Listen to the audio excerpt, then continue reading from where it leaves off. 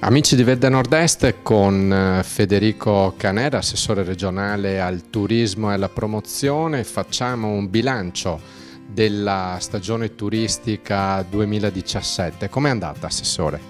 Una stagione più che positiva.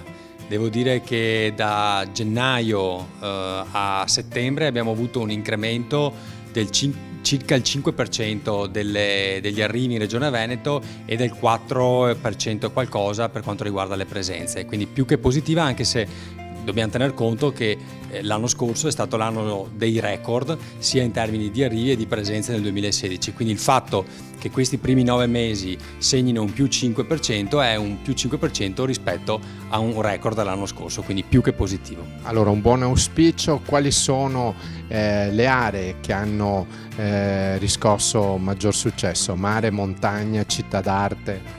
In termini di arrivi abbiamo avuto le terme quest'anno, quindi il comparto delle terme che ha avuto degli incrementi notevoli. Per quanto riguarda invece le presenze abbiamo avuto il mare che è cresciuto molto, quindi questo cosa vuol dire? Vuol dire che i turisti stanno di più in termini di nottate, di pernottamenti sul territorio, e questo è positivo perché negli ultimi anni invece la vacanza si era ridotta proprio al mare, quindi vuol dire che le politiche che sono state fatte negli ultimi anni hanno contribuito ad aumentare queste percentuali. Per province qual è l'andamento? Allora, tutte le province sono cresciute bene, ci hanno dato grandi soddisfazioni sia in termini di arrivi che di presenze, però devo notare, e questa è la maggior soddisfazione da parte nostra, proprio perché abbiamo lavorato per raggiungere questo obiettivo, è che 2 province in particolare, la provincia di Treviso e la provincia di Vicenza, sono cresciute in doppia cifra e molto di più delle altre. E questo è positivo perché significa che l'obiettivo di spostare il turismo dalle cosiddette mete classiche, no? E conosciute a livello mondiale come Venezia o Verona, spostarlo in altri luoghi del territorio, magari meno conosciuti, puntando sul cosiddetto turismo slow, quindi turismo lento, green, grazie al cicloturismo per esempio, o all'enogastronomia, ha fatto sì che siamo riusciti a portare più turisti anche nelle province meno conosciute come quella di Treviso e di Vicenza. Parlando di turismo green, assessore, un riconoscimento prestigioso vi è stato assegnato nel corso della recente Cosmobike perché il turismo su 2 ruote ha riscosso un grande successo. Sì, grande soddisfazione per questo premio. Siamo stati insigniti appunto di questa onorificenza legata alla ciclovia dell'amicizia, quindi il tratto veneto della Venezia-Monaco, che siamo riusciti a sviluppare e che sta portando innumerevoli turisti, soprattutto di lingua tedesca, che ovviamente percorrono tutta questa ciclovia fino ad arrivare allo sbocco al mare. È un modo di vivere la nostra regione diverso, importante, più lento, si possono assaporare anche le specialità enogastronomiche, ci si può fermare lungo le cantine, quindi questo consente davvero di raggiungere un'altra tipologia di clientela.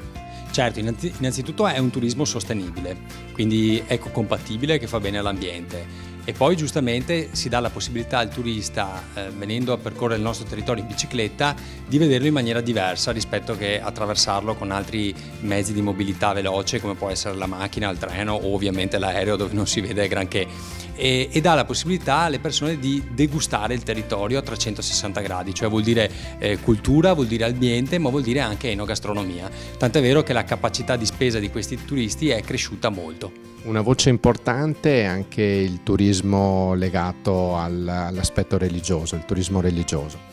Certo, questo è un progetto che stiamo portando avanti da parecchio tempo, si chiama Cross Veneto, perché nel cosiddetto turismo lento e sostenibile ci sta anche il turismo religioso o spirituale, quindi tutte quelle persone che per varie motivazioni, non necessariamente religiose, decidono di fare un'esperienza, di vivere un'emozione sul territorio, di fare un cammino che appunto li può portare a attraversare anche il Veneto con innumerevoli vie che poi tra l'altro confluiscono tutte in una via principale. Archiviato, e veniamo all'attualità, il risultato positivo del referendum, che cosa potrebbe cambiare per quanto riguarda la promozione?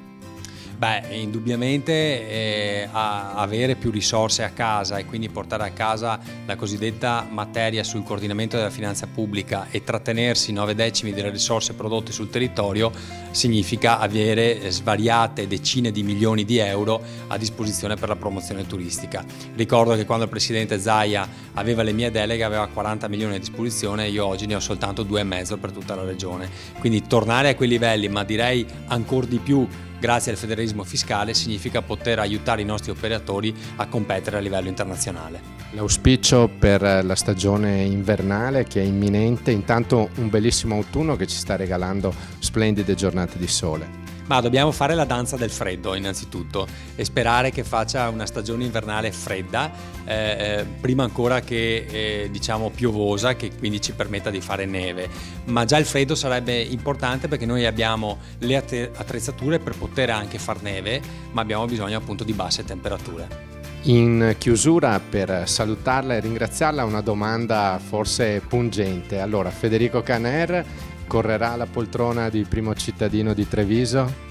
Ma guardi, io ho già dato la mia disponibilità più volte, però ci sono le segreterie dei partiti che stanno discutendo tra loro e quindi non hanno ancora deciso quale sarà il nome. Di candidati ce ne sono più di uno. L'unica cosa che mi sento di dire è che bisogna fare in fretta perché le elezioni sono dietro l'angolo e soprattutto è importante che il centrodestra sia unito per avere la possibilità, una speranza di poter vincere. Grazie a Federico Caner, assessore regionale al turismo e alla promozione della Regione Veneto.